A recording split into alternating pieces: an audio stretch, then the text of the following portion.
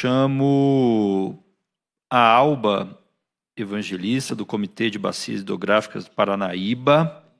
A Alba está aí ainda? Está ali. E depois o Marcos Santa Rosa, da Asproeste, e também membro do CGP. Boa tarde. Eu gostaria de cumprimentar todos os presentes e a mesa, na pessoa do deputado Gabriel Magno, a quem também eu agradeço e parabenizo pela realização deste evento. O Comitê de Bacia Hidrográfica é um ente da política e do sistema de gerenciamento de recursos hídricos, e aqui no DF eu represento o Comitê de Bacia dos Afluentes do Rio Paranaíba, no DF, que compreende 64% do território. Eu nem preciso falar das características geográficas físicas do Distrito Federal, porque todo mundo sabe.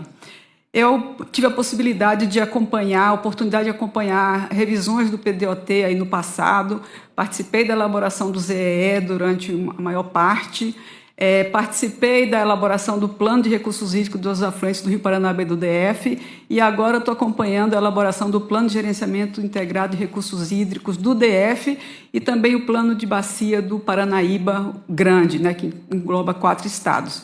E o que é que a gente sempre falava na revisão do PDOT? Porque o PDOT precisa observar o ZEE, mas o ZEE não está pronto, então vamos fazer. Ou então, a política de recursos hídricos diz que a bacia hidrográfica é a unidade de planejamento. Também não se cumpre isso. O Estatuto da Cidade diz que o PDOT tem que observar os planos de recursos hídricos. Isso também é uma falha. Então, o que é que a gente vê? Que a elaboração do PDOT está sendo um pouco desleixada com relação a isso. Eu tenho participado das reuniões da CGP e da GTI como convidada, embora, na minha opinião, o Comitê de Bacia, como ente de Estado, tinha que fazer parte da GTI e não faz, mas eu não tenho deixado de ir às reuniões, reivindicando isso. E aí você detecta que realmente o ZEE, o Plano de Bacia, vem sendo negligenciado na elaboração desses documentos, né? E por reiteradas vezes eu tenho colocado isso, até eles passaram a incluir nas apresentações que fazem mapas tirados do ZEE, como os mapas de riscos ecológicos e o mapa de disponibilidade hídrica do Plano de Bacia. Mas eu não sei como que isso está sendo entranhado no processo, porque eles alegam dificuldade de obter as shapes e coisas que dentro do governo não deveria haver, né? Bom, enfim, essa é a primeira parte. A segunda parte, que aspectos do Comitê de Bacia acho importante no PDOT? A nossa preocupação é exatamente porque nós estamos nessa área de nascentes. Então, nós temos rios de baixas vazões, temos um processo de urbanização acelerado, indo em direção às áreas de recarga e, algumas vezes, nas áreas até de encostas, onde a gente tem muitas nascentes, que são importantes, são reservas técnicas que nós temos aqui no DF. E o outro aspecto são as áreas de proteção de manancial, as APMs, né? O PDOT criou essa figura da APM, e que hoje a gente vê que a gestão é muito frouxa. Não tem um responsável, por exemplo, por elaborar um plano de estudo, de controle, de fiscalização das APMs. E eu acho que isso precisa estar endereçado no PDOT.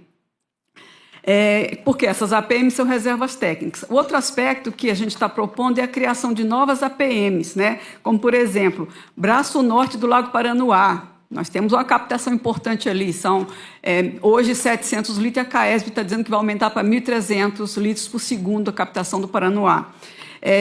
O córrego Bananal, lá na área do Parque Nacional. O córrego Olaria, lá em Braslândia, muito importante. O norte da Estação Ecológica de Águas Emendadas, onde tem captação da Saneago e da CAESB. No Rio Corumbá, e o IBAMA, o ICMBio está propondo também uma APM no Ribeirão Rodeador, lá na Bacia do Descoberto, né? Então, essa é a primeira parte que a gente está chamando a atenção para a questão de recursos hídricos. Eu queria mais 30 segundos falar um outro aspecto, que é a questão da biodiversidade aqui no Distrito Federal. Eu ontem consultei o site Flora e Funga do Brasil, mantido pelo Jardim Botânico do Rio de Janeiro, que é o órgão nacional que faz o monitoramento da biodiversidade. E eu fui investigar o número de espécies dos biomas. Então, a gente pensa assim, qual é o bioma mais biodiverso do Brasil? A gente pensa, obviamente, que é a Amazônia, né? E, na verdade, não é a Mata Atlântica. Ah, então, se não é a Amazônia, ela deve ser o segundo mais biodiverso. Não é. O segundo mais biodiverso é o nosso Cerrado. Tem 225 espécies de plantas com flores a mais do que o bioma amazônico. Aqui no DF, que é 0,28 do Cerrado, está aqui no DF, a gente tem 12.485 espécies. Ou seja, 31% da flora do Cerrado está aqui no DF. A gente tem uma responsabilidade aqui de preservar esses recursos. 31% da flora está aqui no nosso território, que está sendo amplamente devastado, amplamente usado para urbanização e ocupação de qualquer jeito, sendo que a gente está desprezando essas características. E quais são as áreas mais vulneráveis? Pega o mapa da vegetação e uso do solo da SEMA, você vai ver lá uma lista de fisionomias do Cerrado que ocorre em menos de 2% do território. Quais são essas? Cerradão, Cerrado Rupestre, Campos Rupestres. São áreas que merecem uma lupa de proteção. A gente não pode deixar isso virar qualquer coisa. Temos que abrir os olhos também para os recursos hídricos e também para a biodiversidade. Eu agradeço a paciência. Muito obrigada.